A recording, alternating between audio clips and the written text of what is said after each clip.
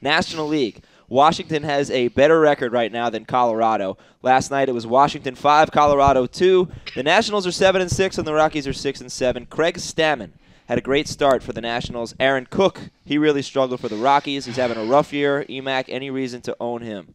Yeah, well, I started him as a 2-start pitching sleeper, and he just imploded on me. So don't listen to me with Aaron Cook. I still like him. It's a team that's going to win a lot of games. I know they're under 500 right now, but Aaron Cook is going to get hot.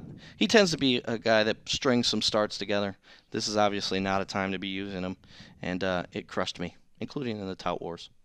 Yeah, I wouldn't be so hard on yourself, Emack. These things happen. Just file it under one of those weeks. He'll be back. Stammen, a rare long start for him. Yeah. So I could insert a stamina pun here, but I think I just did it. I think I just did it. Al, he's getting personality. He's good. He's good. Went to the store and got some. So anyhow, I think this is a little bit of a tease from Stammen. He hasn't pitched a whole lot above the low minors, and what he has shown hasn't really been all that impressive. So He's a placeholder. I can't wait till he completely implodes. You know why? why? Why would you say that? Steven Strasburg, buddy, come on. Okay. Whenever there's a piece of news, there's fantasy behind Jason Marquis got you covered there.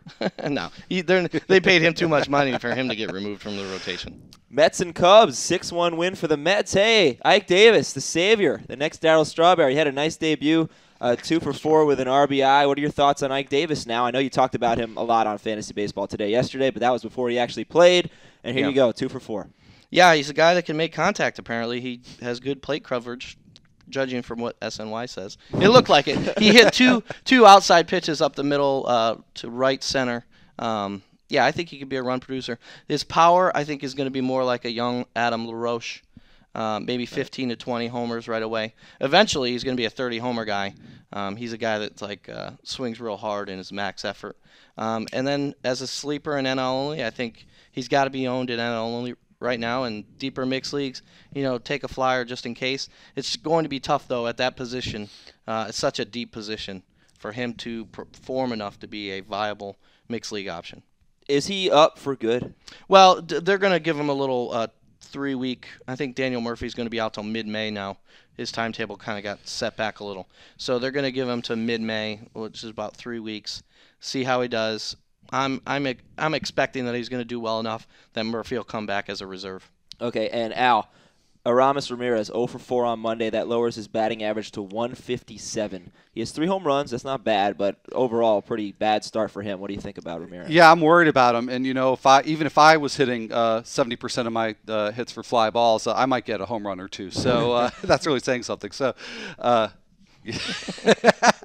You're bigger than Scott White, though. Yeah. All right. Well, but Emack likes to pick on people's. I'm not picking on it. I'm just mentioning. All right. Well, let's keep the focus on Aramis here. I apologize. I'm not a must start in week 4, so let's keep the focus on Aramis here. But I'm concerned about him because he's generating all that power by swinging for the fences, and it is killing his batting average. So it seems like he's maybe masking an injury still. Well, I don't know if he is masking an injury, but anybody who has shoulder injuries worry me.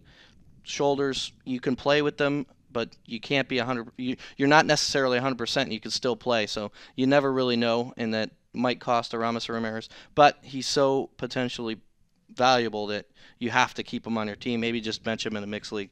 Alfonso Soriano, though, everybody is down on him. In fact, they're talking about they might even cut him with his $18 million salary. But he's hot right now. He's stringing some hits together, getting some double multi-hit games. I think he's ready to pop off. So if someone hopefully for your Tout Wars team. Yeah, if someone cut Alfonso Soriano, I'll pick him up. Okay, Cardinals beat the Diamondbacks 4-2. Let's look at Arizona and Justin Upton. 0 for 4, now hitting .212. Concerns about Upton? Not really. I thought 300 was a reach for him last year, but this is a bit ridiculous. He will bounce back from .212. I think he'll be fine. So no major concerns there. All right, Chad Qualls pitched on Monday night. He allowed a run on 3 hits in 1 inning to raise his ERA to 8.44. So we talked about it on Sunday. Worst bullpen in the major leagues. There's no other replacement option. Qualls is their closer. They're going to ride that donkey till it completely collapses. So I think Gutierrez could he could be came okay. in and it stunk too. And they all have ERAs over 8 right now. So It's all bad news. Small sample alert, though. Oh, well, isn't it small sample with Qualls? Why is it different? Well, no, I'm not bashing Qualls at all, but I'm saying that if he continues to struggle for whatever reason, I think Gutierrez. They're all struggling. I mean, you can't go to another guy that's struggling. What is that solving? Because long term, I think Gutierrez would be all right in the closer's role. Okay, extra innings in San Diego. Padres over the Giants, 3-2. David Eckstein hits a walk-off solo home run. That's the 35th home run of his career. You talk too much. And he does There's it in like walk-off. 14 players I want to talk about, and you're telling me about scores. Then tell me before the podcast who you want to talk about. In this game, Heath Bell blew a save. And now I want to talk about closers in general because we talked about Qualls. Bell blows a save. And I feel like, is this kind of an extraordinary year in terms of how unreliable closers have been? Or is it like this all the time? It seems like it's like this all the time, but always any like this. 2-week window, anything can happen. So just like our previous little discussion here about Qualls and Gutierrez, especially somebody like Heath Bell, you've got to let him play it out for at least a few weeks to see. Well, yeah, I'm not saying that. I'm just saying, to me, I'm looking at all these closers struggle, and I'm thinking, well, I want to put more of a premium on closers when I draft. Well, I do. I go with the elite closers, but then you look at Papelbon, he's really not off to a great start. And if you drafted Nathan, you got crushed in the middle of spring training. Yes, but go back to last year's podcast and the podcast before last year and the podcast every year. It's like, what's wrong with all these closers? Well, you know what? They need regular work, and they don't necessarily get regular work in pressure situations in spring training. So coming out of the gate, they're still trying to invent themselves all over again. Every year is a new season. So eventually, things will settle down. The closers will be a bit more stable.